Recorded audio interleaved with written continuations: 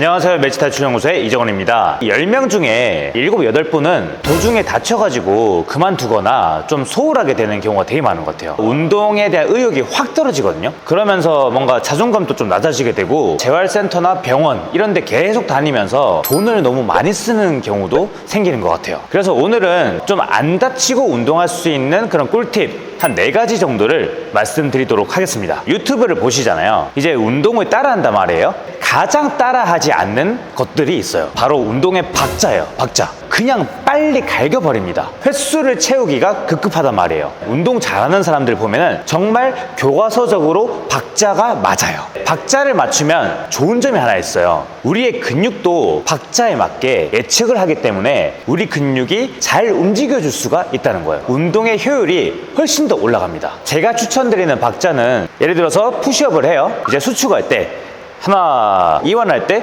하나, 둘, 하나, 둘, 셋 이런 식으로 박자를 맞추시라는 거예요. 두 번째로는 이분이 이렇게 말랐는데 스쿼트를 100kg 치시잖아요. 이분은 허리나 이런 무릎이 안 아프시거든요. 그 이유가 뭐냐면 관절에 집중하기 때문입니다. 푸시업을 하면은 그냥 내려갔다 올라온다. 스쿼트도 그냥 앉았다 일어선다. 이걸로 그냥 끝내시는데 어떤 운동을 할 때 메인으로 움직이는 관절이 어딘지를 생각하셔야 된다는 거예요. 가슴을 운동할 때 많은 분들이 가슴 자극, 등 운동하면 등 자극을 신경을 써요. 그거를 신경 쓰시면 안 돼요. 왜냐면 가슴이나 등은 별로 써본 적이 없잖아요. 그쪽에 지금 뭐 통신망이라고 따지면 2칸밖에 안 되는 거예요. 거기에다가 집중을 하려고 하면은 다른 데 자극이 들어가기가 쉽단 말이에요. 그래서 여러분들이 하셔야 될 거는 뭐냐면 그쪽 부위가 쓸 수밖에 없는 환경을 그에 맞는 관절 움직임을 해주셔라는 겁니다. 스쿼트를 할 때 가장 주된 관절이 어디일까요? 바로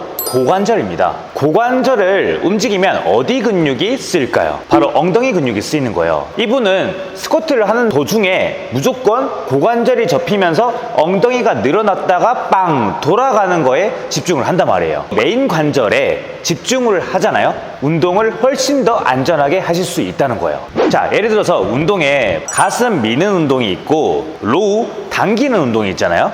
날개뼈가 이렇게 모이는 것에 집중을 하시면은 가슴이 저절로 움직이신다는 거예요. 푸시업을 할 때 보세요. 이런 식으로 갔다가 가슴이 이렇게. 로우를 할 때 어때요?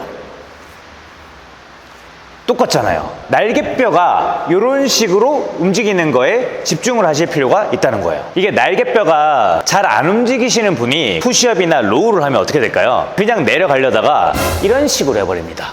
그러니까 다치는 거예요. 그래서 관절에 내가 집중을 하다 보면 어디까지 가동 범위를 내려가야 할지를 알 수가 있습니다. 그러니까 견갑골을 잘 움직여줄 수 있는 움직임들을 먼저 선행을 한 뒤에 운동을 하면 훨씬 더 운동을 잘 할 수 있는 거죠. 그래서 자, 이렇게 당기는 게 이제 턱걸이고 랩풀다운이죠. 이렇게 미는 게 이제 숄더 프레스잖아요. 견갑골이 이런 식으로 대각선으로 움직이는 거예요. 대각선으로.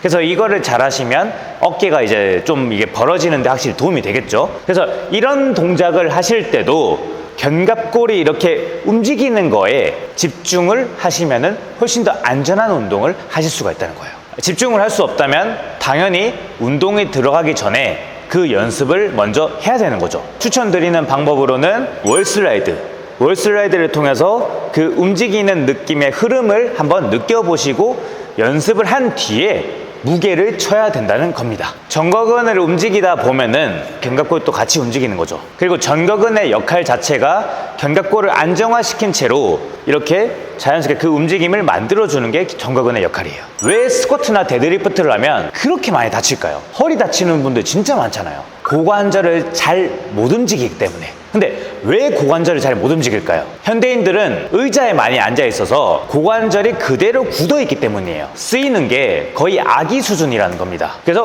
고관절을 쓰는 연습을 해주시면 안 다치고 운동을 할 수가 있다는 거예요. 흔히 데드리프트 할 때 허리 다치기 쉽잖아요. 그게 고관절의 움직임에 집중을 하지 않고 허리로 그 무게를 들어서 다치는 거란 말이에요. 스쿼트도 마찬가지예요. 고관절의 움직임에 집중하지 않고 냅다 그냥 앉아버리니까 무릎이 가는 겁니다. 우리 몸에서 가장 강한 힘을 낼 수 있는 부위란 말이에요. 그게 고관절이 잘 움직이게 만들기 위해서는 이제 힙힌지 연습이 필요한 거죠. 이런 동작을 해주시면은 훨씬 더 고관절이 이제 잘 움직이게 되는 거를 연습을 할 수 있단 말이죠. 세 번째, 진짜 다치는 킬링 포인트예요. 한 개 더, 그놈의 한 개 더에 진짜 집중을 한다는 거예요. 처음 시작하는 분들, 그러니까 1년이 안 되신 분들이 집중을 하셔야 될 포인트는요, 멈추는 거예요. 실패 지점이란 뭐냐면 운동의 자세가 망가지는 지점이란 말이에요. 이 실패 지점 전까지 가야 되는데 그놈의 한 개 더 때문에 실패 지점을 겪게 돼요. 그걸 겪어서 다치게 되는 경우가 정말 많습니다. 그래서 저는 절대로 실패 지점 가게끔 시키지 않아요. 근데 물론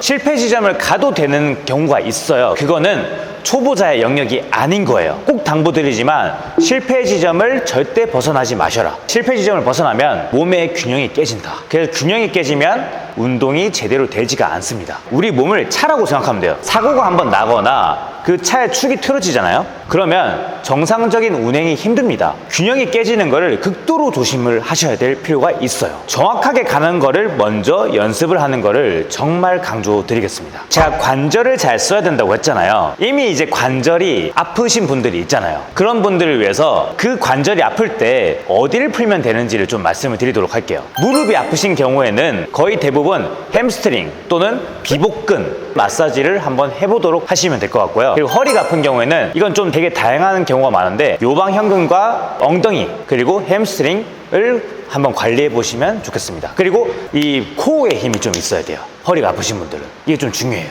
팔꿈치가 아픈 분들은 이두근을 한번 풀어보시면 훨씬 더 나으실 거예요. 어깨 같은 경우에는 사실 주변에 근육이 너무 많아서 조금 효과가 있는 부분은 소흉근, 전거근, 능형근, 그 다음에 회전근개 라인을 한번 마사지를 해보시면 훨씬 더 어깨가 안 아파지실 거예요. 뭐 무슨 도구가 낫다라고 할 수 없고 폼롤러를 하는 거를 추천을 드립니다. 조금 짬밥이 쌓이면은 내가 좀 잘 걸어가지고 풀 수 있는 그런 스킬이 생기기 때문에 그에 내가 편한 도구로 쓰시면 될 것 같아요. 이미 이제 다치신 분도 있고 또는 이제 다치는 게 무서워하는 분도 이 영상을 보셨을 거잖아요. 갑자기 크게 막 외상으로 다치지 않는 이상 사실 뭔가 조금 아프다고 해서 큰일 나는 거 아니거든요.